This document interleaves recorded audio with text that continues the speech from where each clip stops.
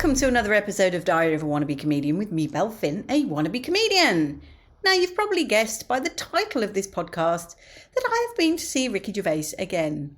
And not only did I see him again, I got row A tickets. A, that means right at the front. A, right in the middle. Ricky made eye contact with me. Only once through the whole set, but he made eye contact with me.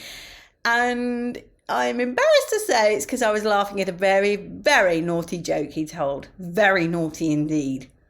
It was to do with racists and pedos. And it was a very naughty joke. And the whole house was laughing its head off. And you can't help, even though I've heard it before, obviously, because I've been several times, you can't help laughing along because you just get carried along. And he looked me square in the eye as if to say, you shouldn't be laughing at this. I just thought, oh no, I'm being caught out laughing when I shouldn't be.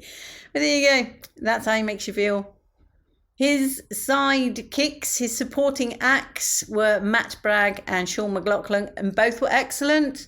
Matt Bragg actually got 3 clap pauses, not for the whole of the room, but, sizable chunks of the room were clapping and very much enjoying his joke. He really does have some corkers of jokes in there.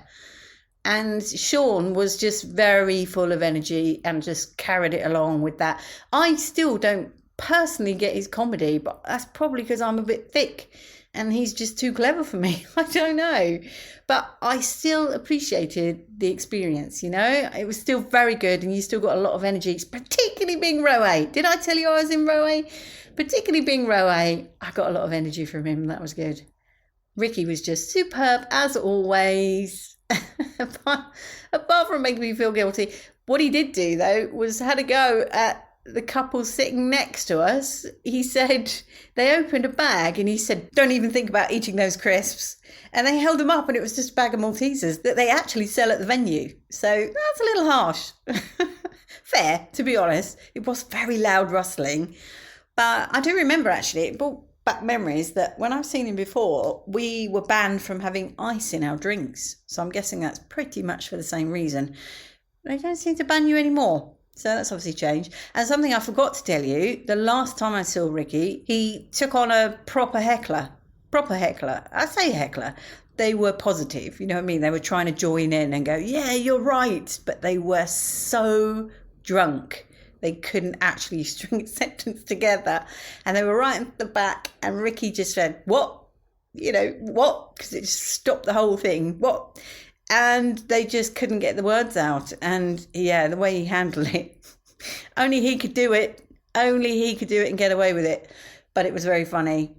So that shows me, because I was thinking, every time I've seen Ricky, he's never dealt with a heckler. And now he's had a heckler twice in a row. So not from me, I might add, even though I was in row A. Did I tell you I was in the front row? Ricky made eye contact with me. I nearly wanted to say, Ricky, I've got your shoes, but I didn't. So that was my Tuesday. Other than that, I've only really had 2 trips to the cinema. I went to see Love Lies Bleeding, which I think was probably a message about love and the strength of love.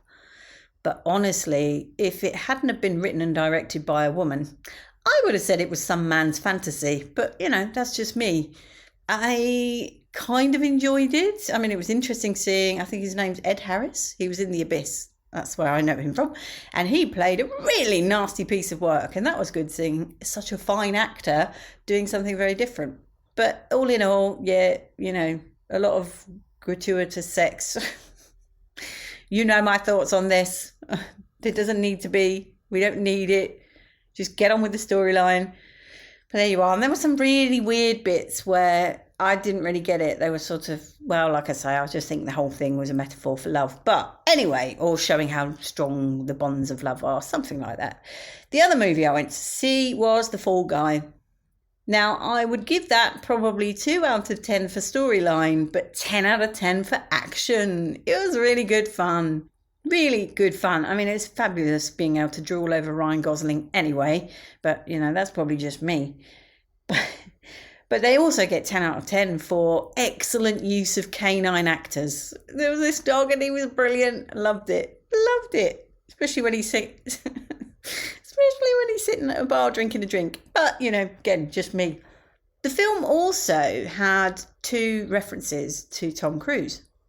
Now, at the time in the movie, I was sitting there thinking, oh, that's really sweet. That's making a reference to the fact that Tom does all his own stunts, But thinking about it, I got a feeling that may have been Hollywood throwing a bit of shade.